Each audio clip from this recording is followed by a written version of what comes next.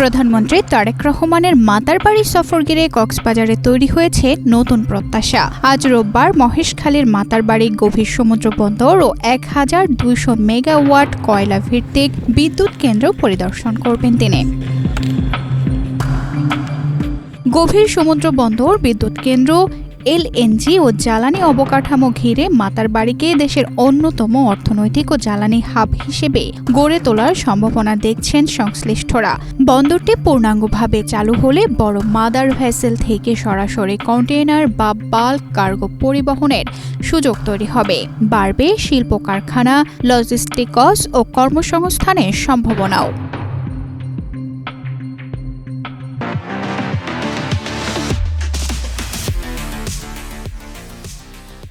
তবে এর সম্ভাবনা কাজে লাগাতে দ্রুত সড়ক ও রেল যোগাযোগ, চ্যানেলের নব্যতা এবং জ্বালানি শিল্প অবকাঠামোর সমন্বিত উন্নয়ন জরুরি বলে মনে করছেন সংশ্লিষ্টরা। গভীর সমুদ্র বন্দর যেগুলো হচ্ছে আমাদের স্থানীয় লোকেরা যাতে এখানে কর্মসংস্থান করতে পারে, আমাদের কোটাভিত্তিক আমাদের জনগণ আমাদের যাতে এখানে কর্মসংস্থান হয় সে ব্যাপারে যাতে আপনারা ব্রিফিং দেয় সেটা তারা বলেছে। মিডিয়া একটা প্রজেক্ট আছে এখানে, আপনারা জানেন মিডিয়ার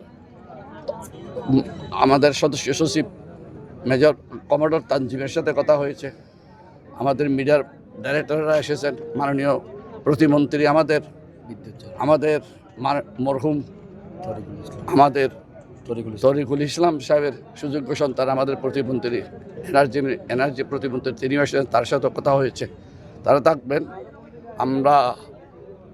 আমরা উচ্ছ্বসিত এই জন্য যে আমাদের এই মহেশখালী দিয়ে শুধু বাংলাদেশ না, এই মাতারবাড়ি দিয়ে শুধু বাংলাদেশ, সমগ্র বিশ্বে প্রতিদ্বন্দ্বিতা করতে পারি মতো আমাদের এই প্রজেক্টগুলো আল্লাহ যাতে আমাদের কামিয়াবি করেন।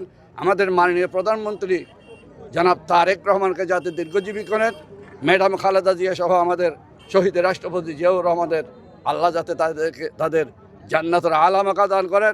এলাকাবাসীর প্রত্যাশা, প্রধানমন্ত্রীর সফরের মাধ্যমে মাতারবাড়ির মেগা প্রকল্পগুলোতে নতুন গতি আসবে। বাস্তবায়ন হলে বদলে যেতে পারে কক্সবাজার সহ দক্ষিণ পূর্বাঞ্চলের অর্থনীতির চিত্র।